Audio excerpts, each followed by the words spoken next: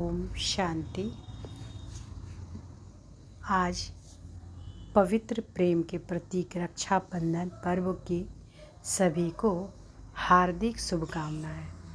स्वयं से सर्व से आत्मिक पवित्र प्रेम, स्वयं को सर्व को सम्मान का तिलक लगाना, स्वयं सर्व की बुरी सोच, दृष्टि, बोल, बुरे कर्मों से रक्षा करना, मधुर सभ्य शुभ उमंग उत्साह के बोल की मिठाई खाएं और खिलाएं।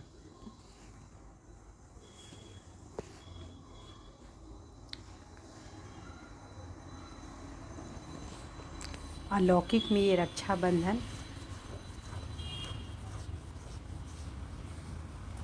कुछ और ही दर्शाता है। स्वयं में परमात्मा हमारा भाई बनकर हमारा रक्षक बन जाते हैं। देकर विजय का तिलक वो हमको हमारा भाग्य बनाते हैं। परमात्मा हमको खुद से आकर पावनता का पाठ पढ़ाते हैं। आत्मा आत्मा भाई भाई का रिश्ता समझाकर विकारों को दूर करवाते हैं और परमात्मा के ये प्रणय सूत्र की ही रक्षा कवच कहलाता है। यही सही में रक्षाबंधन कहलाता है। तो रक्षाबंधन की आप सबों को ढेर सारी शुभकामनाएं। बधाई हो, बधाई हो, बधाई हो। ओम शांति। आज 9 अगस्त 2025 की साकार मधुर महावाक्य है। आज की मधुर महावाक्य में बाबा बोले, मीठे बच्चे, यह पुरुषोत्तम संगम युग कल्याणकारी युग है। इसमें ही पढ़ाई से तुम्हें श्री कृष्णपुरी का मालिक बनना है। यह पुरुषोत्तम संगम युग कल्याणकारी युग है। इसमें ही पढ़ाई से तुम्हें श्री कृष्णपुरी का मालिक बनना है। प्रश्न है, बाप माताओं पर ज्ञान कलश क्यों रखते हैं? कौन सी एक रिवाज भारत में ही चलती है? उत्तर है, पवित्रता की राखी बांध सबको, पवित्रता की राखी बांध सबको पतित से पावन बनाने के लिए बाप माताओं पर ज्ञान का कलश रखते हैं। रक्षाबंधन का भी भारत में ही रिवाज है। बहन भाई को राखी बांधती है, यह पवित्रता की निशानी है। बाप कहते हैं कि बच्चे, तुम मामेकम याद करो तो पावन दुनिया के मालिक बन जाएंगे। आज का गीत है भोलेनाथ से निराला। ओम शांति। यह है भोलेनाथ की महिमा, जिसके लिए कहते हैं देने वाला है। तुम बच्चे जानते हो श्री लक्ष्मी नारायण को यह राज्य भाग किसने दिया? जरूर भगवान ने दिया होगा, क्योंकि स्वर्ग की स्थापना तो वही करते हैं। स्वर्ग की बादशाही भोलेनाथ ने जैसे लक्ष्मी नारायण को दी, वैसे ही श्री कृष्ण को दी। राधे कृष्ण अथवा लक्ष्मी नारायण की बात तो एक ही है, परंतु राजधानी है नहीं। उन्हों के सिवाय परमपिता परमात्मा के कोई राज्य दे नहीं सकता। उन्हों को जन्म स्वर्ग में ही कहेंगे। यह तुम बच्चे ही जानते हो। तुम बच्चे ही जन्माष्टमी पर समझाएंगे। श्री कृष्ण की जन्माष्टमी है तो राधे की भी होनी चाहिए, क्योंकि दोनों स्वर्ग के वासी थे। राधे कृष्ण ही स्वयंवर के बाद लक्ष्मी नारायण बनते हैं। मुख्य बात कि उन्हों का यह राज्य किसने दिया? मुख्य बात, उन्हों को यह राज किसने दिया? यह राजयोग कब और किसने सिखाया? स्वर्ग में तो नहीं सिखाया होगा। सतयुग में तो वह है ही उत्तम पुरुष। कलयुग के बाद होता है सतयुग, तो जरूर कलयुग अंत में राजयोग सीखे होंगे, जो फिर नए जन्म में राजाई प्राप्त की। पुरानी दुनिया से नई पावन दुनिया बनती है। जरूर पतित पावन ही आया होगा। अब संगम युग पर कौन सा धर्म होता है यह किसी को पता नहीं। पुरानी दुनिया और नई दुनिया का यह है पुरुषोत्तम संगम युग जो गाया हुआ है। यह लक्ष्मी नारायण है नई दुनिया के मालिक। इन्हों की आत्मा को आगे जन्म में परमपिता परमात्मा ने राजयोग सिखाया। जिस पुरुषार्थ की प्रारब्ध फिर से नए जन्म से में मिलती है, इसका नाम ही कल्याणकारी पुरुषोत्तम संगम योग। जरूर बहुत जन्मों के अंत के जन्म में इन्हों को कोई ने राजयोग सिखाया होगा। कलयुग में है अनेक धर्म, सतयुग में था एक देवी देवता धर्म। संगम पर कौन सा धर्म है जिससे यह पुरुषार्थ कर राजयोग सीखे और सतयुग में प्रारब्ध भोगी? समझा जाता है संगम युग पर ब्रह्मा द्वारा ब्राह्मण ही पैदा हुए। चित्र में भी ब्रह्मा द्वारा स्थापना कृष्णपुरी की। विष्णु अथवा नारायणपुरी कहो, बात तो एक ही है। अभी तुम जानते हो हम कृष्णपुरी के मालिक बनते हैं इस पढ़ाई से और पावन बनते हैं। शिव भगवान हुआ है ना, श्री कृष्ण की आत्मा भी श्री कृष्ण कि आत्मा ही बहुत जन्मों के अंत के जन्म में फिर यह बनती है। 84 जन्म लेते हैं ना, यह है 84वां जन्म। इनका ही फिर ब्रह्मा नाम रखते हैं। नहीं तो फिर ब्रह्मा कहाँ से आया? ईश्वर ने रचना रची तो ब्रह्मा विष्णु शंकर कहाँ से आए? कैसे रचा? क्या छू मंतर किया जो पैदा हो गए? बाप ही उन्हों की हिस्ट्री बताते हैं। अडॉप्ट किया जाता है तो नाम बदलते हैं, है ना। बाबा खुद ही बताते हैं ना, क्या बता रहे हैं कि बाबा अडॉप्ट किया जाता है तो नाम बदलते हैं। ब्रह्मा नाम तो नहीं था ना, कहते हैं कि बहुत जन्मों के अंत में तो जरूर पतित मनुष्य हुआ। ब्रह्मा कहाँ से आया किसी को भी पता नहीं। बहुत जन्मों के अंत का जन्म किसका हुआ? वो तो लक्ष्मी नारायण ने ही बहुत जन्म लिए हैं।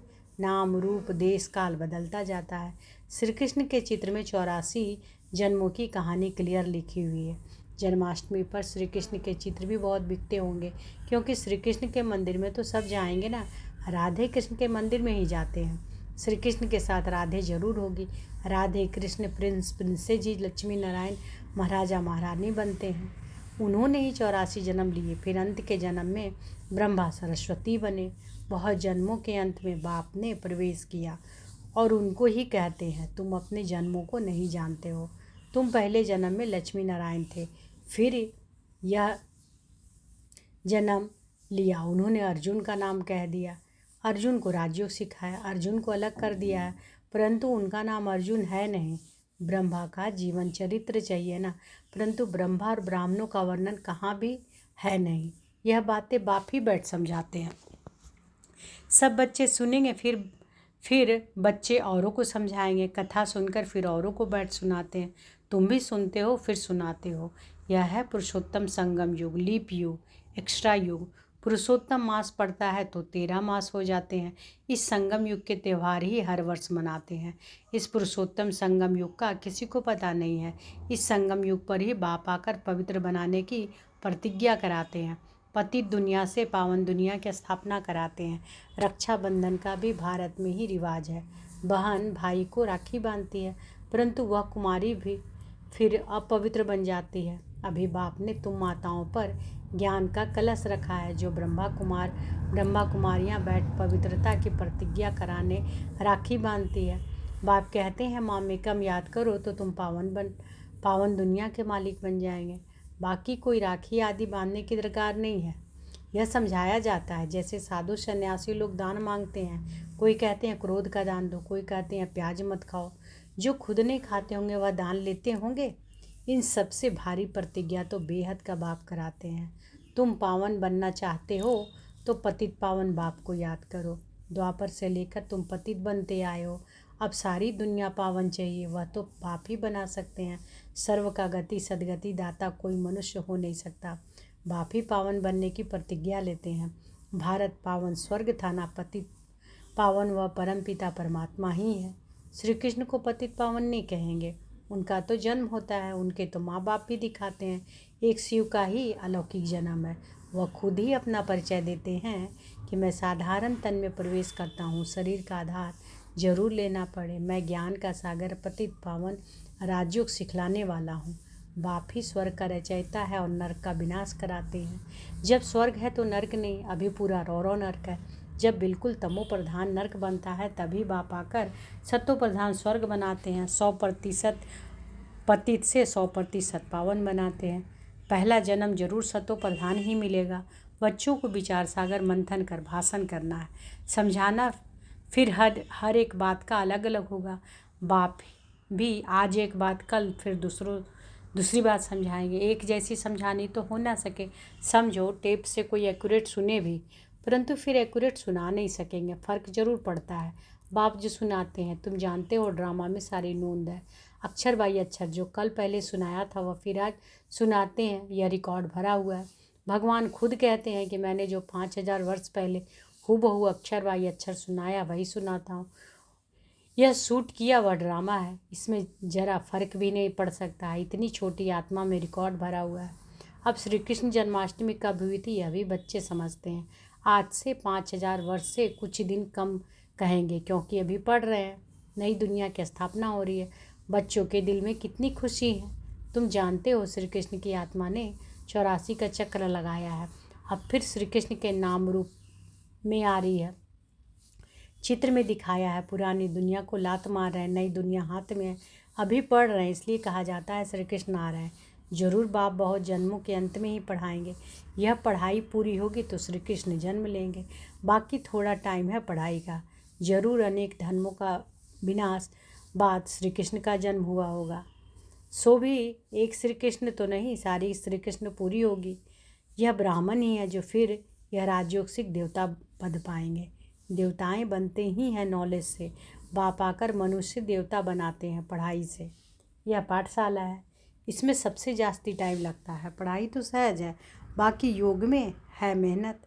तुम बता सकते हो कि श्री कृष्ण की आत्मा अब राजयोग सीख रही है परमपिता परमात्मा द्वारा। शिव बाबा ब्रह्मा द्वारा हम आत्माओं को पढ़ा रहे हैं। विष्णुपुरी का राज्य दिन है। हम प्रजापिता ब्रह्मा के बच्चे ब्राह्मण ब्राह्मणियाँ हैं। यह है संगम युग। यह बहुत छोटा सा युग है।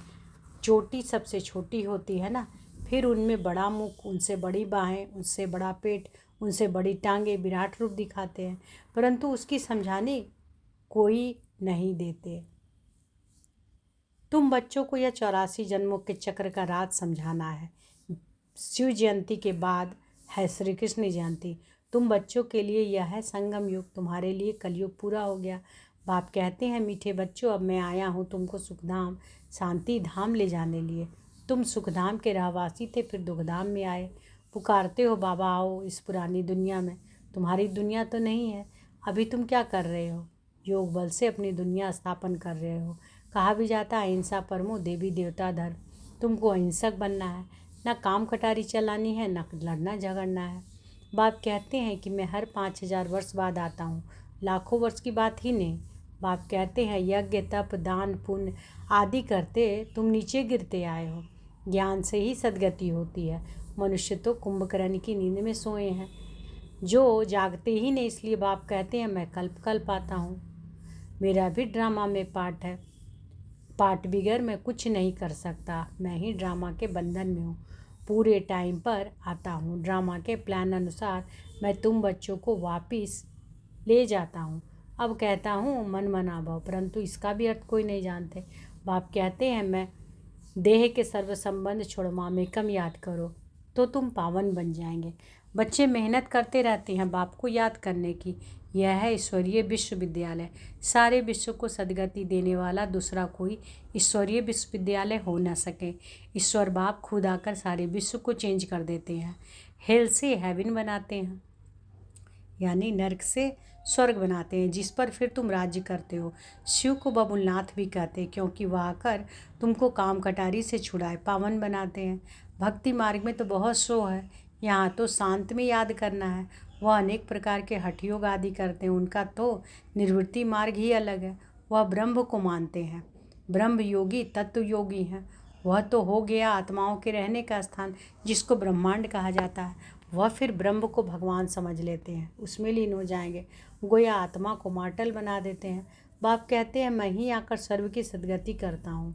शिव बाबा ही सर्व की सदगति करते तो वह है हीरे जैसा, फिर तुमको गोल्डन एज में ले जाते हैं। तुम्हारा भी यह हीरे जैसा जन्म है, फिर गोल्डन एज में आते हो। यह नॉलेज तुमको बाप ही आकर पढ़ाते हैं, जिससे तुम देवता बनते हो। फिर यह नॉलेज प्रायः लोप हो जाती है। इन लक्ष्मी नारायण में भी रचता और रचना की नॉलेज नहीं है। अच्छा, मीठे मीठे सिकी लदे बच्चों प्रति माता पिता बाप दादा का याद प्यार और गुड मॉर्निंग। रूहानी बाप की रूहानी बच्चों को नमस्ते। हम रूहानी बच्चों की रूहानी माता पिता बाप दादा को याद प्यार, गुड मॉर्निंग और नमस्ते नमस्ते नमस्ते। शुक्रिया बाबा, शुक्रिया। धारणा के लिए मुख्य सार पहला है, इस पुरानी दुनिया में रहते डबल अहिंसक बन योग बल से अपनी नई दुनिया स्थापन करनी है। अपना जीवन हीरे जैसा बनाना है। दूसरा, बाप जो सुनाते हैं उस पर विचार सागर मंथन कर दूसरों को सुनाना है। सदा नशा रहे कि यह पढ़ाई पूरी होगी तो हम कृष्णापुरी में जाएंगे। आज बाबा ने बहुत अच्छा वरदान दिया है, तो अनुभव करें कि बाबा का वरदानी हाथ हमारे सिर पर है। बाबा ने वरदान दिया, अपवित्रता के नाम निशान को भी समाप्त कर हिज हॉलीनेस का टाइटल प्राप्त करने वाले होली हंस भव। अपवित्रता के नाम निशान को भी समाप्त कर हिज हॉलीनेस का टाइटल प्राप्त करने वाले होली हंस भव। जैसे हंस कभी भी कंकड़ नहीं चुकते, रतन धारण करते। ऐसे होली हंस किसी के अवगुण अर्थात कंकड़ को धारण नहीं करते। वे व्यर्थ और समर्थ को अलग कर व्यर्थ को छोड़ देते हैं, समर्थ को अपना लेते हैं। ऐसे होली हंस ही पवित्र शुद्ध आत्माएं हैं। उनका आहार व्यवहार सब शुद्ध होता है। जब अशुद्धि अर्थात अपवित्रता का नाम निशान भी समाप्त हो जाए तब भविष्य में हिज हॉलीनेस का टाइटल प्राप्त हो। इसलिए कभी गलती से भी किसी की अवगुण धारण नहीं करना है ना। स्लोगन है, सर्वंश त्यागी वह है जो पुराने स्वभाव संस्कार के वंश का भी त्याग करता है। सर्वंश त्यागी वह है जो पुराने स्वभाव संस्कार के वंश का भी त्याग करता है। आज के अव्यक्त इशारे हैं, सहज योगी बनना है तो परमात्म प्यार के अनुभवी बनो। कोई भी कार्य करते बाप की याद में लवलीन रहो।